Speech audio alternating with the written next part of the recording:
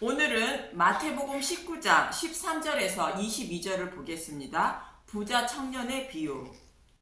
예수님은 바리새인들이 모세가 흠이 있는 아내에게 이혼 증서를 써서 내보내라 했다는 말을 가지고 예수님을 흠을 잡으려 할 때에 모세가 이혼 증서를 써주라 말한 이유를 말씀해 주시는데, 창세기 2장에서 아담의 옆구리에서 치한 갈빗대로 여자를 만들어 한 몸을 이루는 부부로 만들어 주셨다는 것으로, 이렇게 부부가 된 사람은 이혼하지 말아야 한다고 말씀하셨습니다. 이 모습은 예수님이 십자가에서 죽으실 때 창으로 찔린 옆구리에서 흘리신 피와 물인 복음의 말씀을 통하여 아내로 삼아주신 교회를 말하는 것으로, 이렇게 예수님의 신부가 된 교회는 예수님을 떠나지 말아야 한다고 말씀하시는 것입니다. 이처럼 타락한 자신의 백성을 예수님의 신부로 삼아주시기 위하여 율법이라는 신랑과 함께 살게 하다가 아내가 율법을 지키지 못해 죄를 범하면 이혼 증서를 써 주어 죄를 범해도 용서하며 같이 살아줄 예수님께 보내주라는 뜻으로 이혼 증서를 써서 내보내라 말했다고 말씀하시는 것입니다. 모세는 율법을 주신 이유를 설명하고 있는 것인데, 당시에는 복음이 밝히 드러나지 않았기 때문에 아무리 이 말씀을 전해도 알아듣지 못한다는 것으로, 너희 마음이 완악하기 때문에 그렇게 말할 수밖에 없다는 것입니다. 이런 하나님의 뜻을 모르고 율법의 말씀대로만 살면 하나님을 잘 섬기는 것이며, 구원받은 하나님 백성이라 여기고 있는 마음의 부자들이 바리새인들인데, 오늘 본문에서는 이들의 모습을 부자 청년으로 비유하여 말씀하고 있는 것입니다. 그런데 예수님은 부자 청년과 달리 어린아이와 같은 자라야 천국에 들어간다고 말씀하십니다. 본문 13절에서 15절을 보면 마태복음 19장 13절, 어린 아이들에게 안수하다. 그때 사람들이 예수께서 안수하고 기도해 주심을 바라고 어린 아이를 데리고 오매 제자들이 꾸짖거늘, 예수께서 이르시되 어린 아이를 용납하고 내게 오는 것을 금하지 말라. 천국이 이런 사람의 것이니라 하시고 그들에게 안수하시고 거기를 떠나시니라. 어린 아이는 본능적으로 자신을 낳고 길러주시는 부모님을 알고 의지하며 살고 부모를 떠나 살 수 있다는 생각을 전혀 하지 않고 살아갑니다. 어린아이가 어떤 사람인지 머리가 커진 아이와 비교해 보면, 이들에게 부모님이 동일한 심부름을 시켰다고 가정할 때 어린아이는 심부름을 갔다 오면 대가를 바라지 않고 칭찬하는 말 한마디가 끝입니다. 이런 어린아이와 같이 하나님만 의지하며 아무런 대가를 바라지 않고 오직 나의 생명을 구원해 주신 은혜를 알고 감사하며 믿음 생활을 하는 사람이 천국에 들어가게 된다는 것입니다. 그런데 머리가 커진 성장한 아이는 자신이 행한 일에 대한 대가를 바란다는 것입니다. 마치 오늘 본문의 부자 청년의 모습과 같은 것입니다. 본문 16절을 보면 마태복음 19장 16절, 재물이 많은 청년 어떤 사람이 주께 와서 이르되 선생님이여 내가 무슨 선한 일을 하여야 영생을 얻으리까? 부자 청년이 예수님께 나와 이렇게 말하는 것은 자신은 하나님이 지키라고 주신 십계명을 모두 지켰다는 것으로 당연히 구원받은 자라고 자랑하고 있는 것입니다. 그래서 선생님이여 내가 무슨 선한 일을 하여야 영생을 얻으리까? 라고 말하고 있는 것입니다. 여러분은 영생을 얻은 방법을 아십니까? 자신이 생각하고 있는 영생을 얻는 방법과 예수님이 말씀하고 있는 영생을 얻는 방법을 비교해 보시기 바랍니다. 영생을 얻는 방법은 요한복음에서 예수님이 잘 가르쳐 주시고 있습니다. 예수님은 요한복음 3장에서 니고데모가 찾아왔을 때 사람은 물과 성령으로 거듭난다고 말씀하시며 13절에서부터 16절에 이렇게 말씀하십니다. 요한복음 3장 13절, 하늘에서 내려온 자 곧 인자 외에는 하늘에서 올라간 자가 없느니라. 모세가 광야에서 뱀을 든 것 같이 인자도 들려야 하리니 이는 그를 믿는 자마다 영생을 얻게 하려 하심이라. 하나님이 세상을 이처럼 사랑하사 독생자를 주셨으니 이는 그를 믿는 자마다 멸망하지 않고 영생을 얻게 하려 하심이라. 이 말씀은 예수님이 죽으시고 부활하심으로 그를 믿는 자는 영생을 얻는다는 말씀으로 예수님이 죽으시고 부활하셔야 성령님이 오시는 것이며 그분이 복음의 말씀으로 거듭나게 하심으로 예수님을 믿어 영생을 얻게 된다는 것입니다. 마치 광야 이스라엘 백성들이 불뱀에 물려 독이 퍼져 죽어갈 때에 높이 달린 노뱀을 바라봄으로 생명을 살린 것 같이 사람은 죄를 범하여 사망이라는 독이 온몸에 퍼지게 되어 지옥이라는 사망의 길로 가고 있다는 것으로 높이 달린 십자가를 바라봄으로 높이 달린 노뱀을 바라보는 자가 생명을 살린 것과 같이 생명을 살리게 된다는 것입니다. 노뱀은 눈으로 보이는 것을 바라보는 것이지만 십자가는 보이지 않는 것을 보이는 것처럼 믿음의 눈으로 바라보는 것으로 이런 자가 생명을 살리게 되는데 성령님이 임한 자만 복음의 말씀을 깨달아 믿음의 눈으로 십자가를 바라보게 되어 생명을 살리게 된다는 말씀입니다. 이 말씀이 물과 성령으로 거듭난다는 말씀인데 이 말씀을 하시고 예수님은 요한복음 4장에서 사마리아 여인을 찾아가시는데 요한복음 4장 13절 예수께서 대답하여 이르시되 이 물을 마시는 자마다 다시 목마르려니와 요한복음 4장 14절 내가 주는 물을 마시는 자는 영원히 목마르지 아니하리니 내가 주는 물은 그 속에서 영생하도록 솟아나는 샘물이 되리라. 이 물은 조상들이 마시던 야곱의 우물인 율법을 말하고 있고 예수님이 주시는 물은 참으로 찔린 옆구리에서 흘러나온 피와 물로 복음의 말씀을 말하는 것으로 율법 속에 감추었던 복음의 말씀을 성령님이 깨닫게 해주심으로 영생하도록 솟아나는 샘물이 되어 영원히 목마르지 않게 된다는 말씀입니다. 이처럼 율법 속에는 곧 구약 성경에는 복음이 숨겨져 있다는 것으로 높이 달린 노뱀을 바라보는 자의 생명을 살리는 것은 예수님의 모형이라는 말씀으로 구약 성경 전체가 예수님에 대하여 말씀하고 있었다는 것입니다. 요한복음 5장 39절에서 40절을 보겠습니다. 요한복음 5장 39절 너희가 성경에서 영생을 얻은 줄 생각하고 성경을 연구하거니와 이 성경이 곧 내게 대하여 증언하는 것이니라. 그러나 너희가 영생을 얻기 위하여 내게 오기를 원하지 아니하는도다. 예수님은 구약 성경이 예수님에 대하여 말씀하고 있다는 것으로 성경의 말씀을 통하여 예수님이 행하여 주실 구원 사역을 찾아 예수님을 만나 영생을 얻으려 하지 않고 율법을 온전히 지켜 자신의 의만 행하려고 한다고 책망하시는 말씀인 것입니다.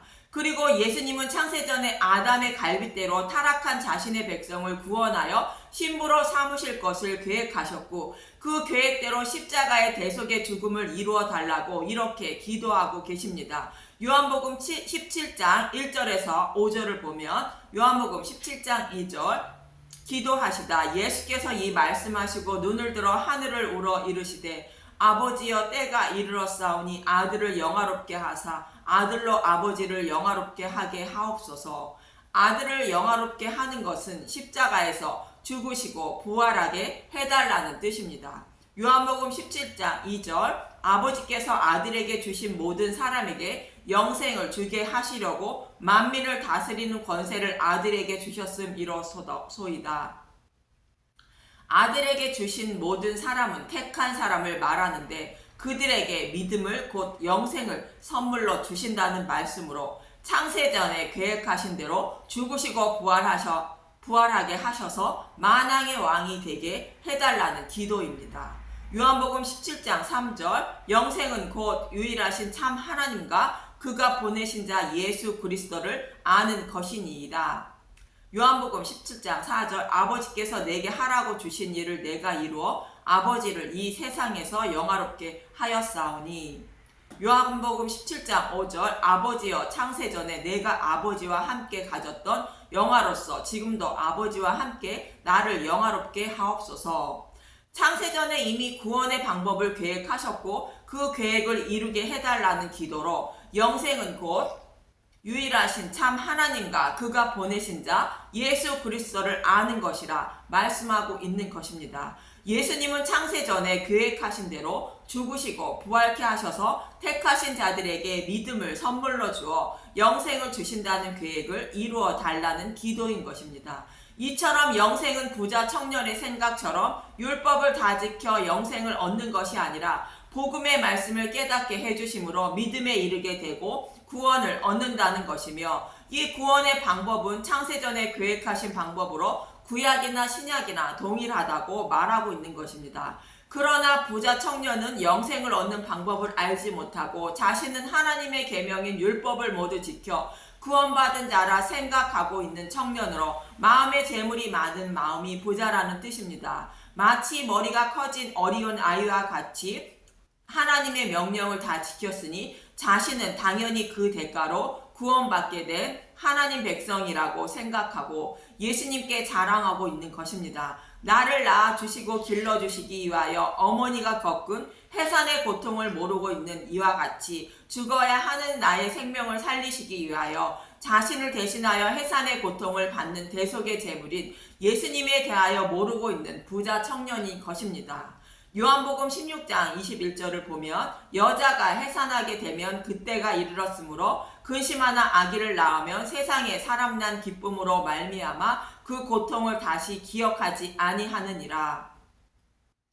산모가 아이를 낳을 때 해산의 고통은 겪지만 낳은 아이를 바라보면 그 고통은 다 있는 것과 같이 예수님도 해산의 고통이 있을 것을 아시지만 저와 여러분을 새로운 피조물로 거듭나게 하여 영생을 주시려고 해산의 고통을 두려워하지 않고 있다는 말씀인 것입니다. 이렇게 해서 자신이 거듭난 하나님 백성이라는 것을 아는 사람은 영생을 선물로 받은 것으로 만족하여 오직 예수님만 의지하며 살아가게 되고, 그렇지 않은 사람은 또 다른 대가를 바라게 되는 것이며 자신을 낳아준 주님을 알아보지 못하고 있는 것입니다. 그래서 본문 16절에 마태는 예수님을 주라 말씀하고 있지만 부자 청년은 예수님을 선생님이여 내가 무슨 선한 일을 하여야 영생을 얻으리까 하고 물었다고 기록하고 있는 것입니다. 이렇게 율법을 온전히 지켰으니 당연히 영생을 얻었다고 자령하려고 생각으로 묻는 부자 청년에게 예수님은 본문 17절에서 19절에 이렇게 말합니다. 마태복음 19장 17절 예수께서 이르시되 어찌하여 선한 일을 내게 묻느냐 선한 이는 오직 한 분뿐이시니라. 내가 생명에 들어가려면 계명을 지키라. 마태복음 19장 18절 이르되 어느 계명이오니까 예수께서 이르시되 살인하지 말라 간음하지 말라 도둑질하지 말라 거짓 증언하지 말라. 마태복음 19장 19절 내 부모를 공경하라 내 이웃을 내 자신과 같이 사랑하라 하신 것이니라. 이 말씀을 들은 하나님을 사랑하고 이웃을 사랑하라는 10계명 중에 이웃을 사랑하라는 계명을 말하는 것으로 하나님을 사랑하는 자는 이웃을 사랑하는 것이 당연하다는 것으로 10계명 모두 지켜야 한다고 말씀하고 있는 것입니다. 그러자 부자 청년은 20절에 이렇게 말합니다. 마태복음 19장 20절 그 청년이 이르되 이 모든 것을 내가 지켰사온데 아직도 무엇이 부족하니까. 부자 청년은 자신은 율법을 다 지켜 부족함이 없다고 하는데 여러분은 율법을 다 지킬 수 있습니까? 없으시다면 지키는 방법을 아십니까? 성경은 의인은 없나니 하나도 없다고 구약의 여러 곳에서 말씀하고 있습니다. 전도서 7장 20절 선을 행하고 전혀 죄를 범하지 아니하는 의인은 세상이 없기 때문이로다. 시편 143편 2절 주의 종에게 심판을 행하지 마소서 주의 눈앞에는 의로운 인생이 하나도 없나이다. 예레미야 13장 23절 구스인이 그의 피부를 표범이 그의 반점을 변하게 할 수 있느냐 할 수 있을진데 악에 익숙한 너희도 선을 행할 수 있으리라.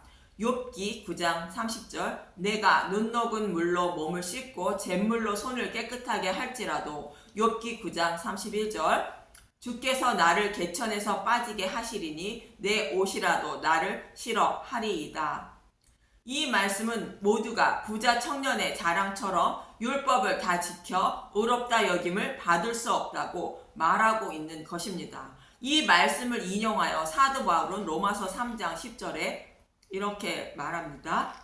기록된 바 의인은 없나니 하나도 없으며 라고 말하고 있는 것이며, 하나님이 율법을 주신 이유는 죄를 깨닫게 하여 죄를 사하여 주실 예수님을 찾아 믿음으로 제사함을 받게 하기 위하여 율법을 주셨다고 말합니다. 로마서 3장 20절 그러므로 율법의 행위로 그의 앞에 의롭다 하심을 얻을 육체가 없나니 율법으로는 죄를 깨달음이니라. 갈라디아서 3장 24절 이같이 율법을 우리를 그리스도께로 인도하는 초동교사가 되어 우리로 하여금 믿음으로 말미암아 의롭다함을 얻게 하려 함이라.